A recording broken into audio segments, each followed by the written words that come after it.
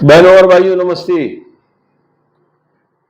दोस्तों, क्या आप इस शहर में एक फ्लैट खरीदना चाहते हैं? उस फ्लैट की कीमत लगभग 1 करोड़ रुपए है। उसमें सबसे पहले पहले तो जो बातें हैं, जो बुद्धिजीव जानते हैं, सबसे बड़ी जो सर में दर्दी रहेगी आपको, इस जमीन के कागज बराबर है या नहीं। मैंने परसों भी आपको बताया था कि सालों से जहां लोग रह रहे हैं अब उन पर केस चालू हो गए हैं कि ये जमीन आपकी नहीं है। ये सबसे बड़ी समस्या। उसके बाद इस शहर में कई इलाकों में पानी नहीं है, तकलीफ है पानी की। तो जिन बिल्डिंगों में 100 75 फ्लैट बन रहे हैं, ऐसी आप इसे छोटी सी 1-2 किलोमीटर की माप करेंगे तो आपको पता चल जाएगा। तो उनमें सैकड़ों सैकड़ों फ्लैट हैं। उनके पास पानी कहाँ से आएगा? एक तो आप बोरिंग करवा लेंगे, लेकिन पीने का पानी कहाँ से आएगा? ड्रेनेज सिस्टम क्या है इस शहर का? उसके बाद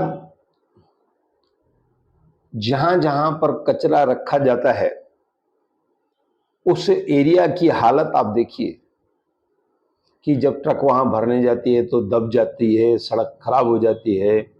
आपके घर के सामने अगर कुंडी पड़ी है तो आप मर गए, उसको आप हटा नहीं सकेंगे, बांस आएगी। हालांकि इस समय उन कचरा के जो डब्बे हैं वहां से हटा दिए गए हैं, लेकिन गंदगी की जो हालत है वहां पर है अभी भी।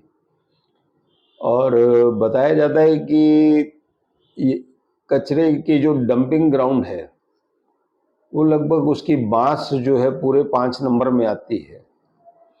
तो ऐसी हालत में आप 1 करोड़ रुपए का फ्लैट कैसे लेंगे? अपराध दिन रात यहाँ पर बढ़ता जा रहा है।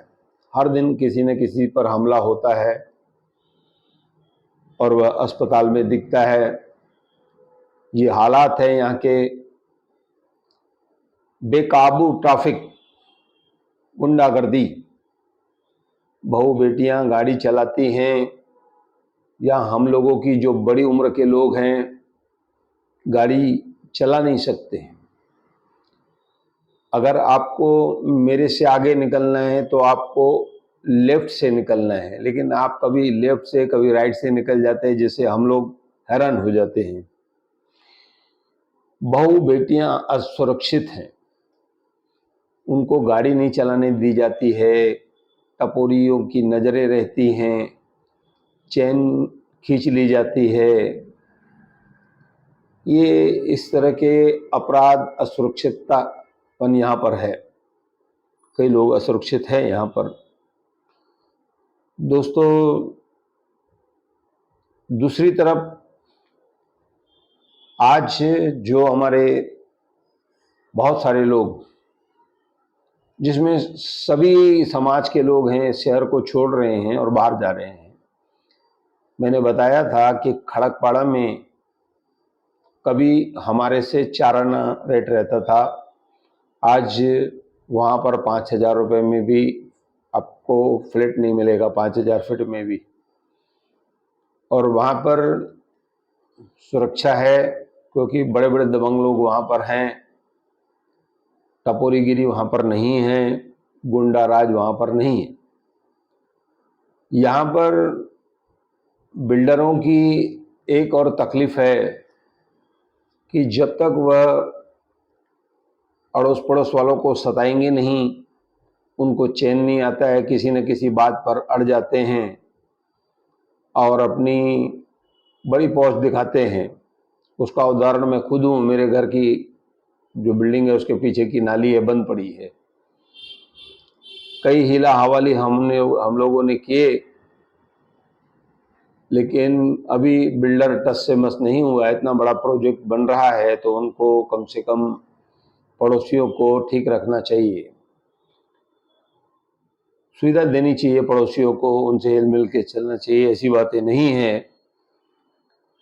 तो ये सब जो बातें हैं, आप 1 करोड़ रुपए लगा करके भी सुरक्षा आपको नहीं मिलती है तो आगे चलकर आपको तकलीफ होगी। सड़कों की जो हालत है वो तो आपने देखी, सड़कों की क्या हालत है, अवैध निर्माणों की क्या हालत है, कहीं पर भी दुकान ठोक दिया जाता है। अभी तक न यहाँ के नेता जागे हैं, न अधिकारी जागे हैं, न समाज सेवक जागे हैं। हम रोज एक मुद्दा, हम मतलब हमारे जैसे बहुत सारे लोग हैं, एक मुद्दा उठा लेते हैं, फिर दूसरा मुद्दा उठा लेते हैं, तीसरा मुद्दा उठा लेते हैं, लेकिन हल कोई मुद्दा नहीं होता है। डंपिंग ग्राउंड पर कितनी भूख हड़तालें हुई, कितनी बार आंदोलन हुए, और अभी तक ऐसा नहीं लगता है कि कभी वहां से डंपिंग ग्राउंड हटेगा। बहुत सारी बातें दूसरी हैं, वो मैं आपको समय समय पर बताऊंगा। तो दोस्तों, कुल मिलाकर आप फ्लैट खरीदने से पहले वहाँ की स्थिति को देखिए, वहाँ के पानी की जानकारी लोगों से लीजिए, वहाँ का वातावरण कैसा है, इन सब बातों की आप जानकारी रखने के बाद फ्लैट खरीदें। ऐसी मेरी आपसे निवेदन है, कहीं आप लोग परेशानी में न फंस जाएं, ऐसा मैं कहकर धन्यवाद कहता हूँ।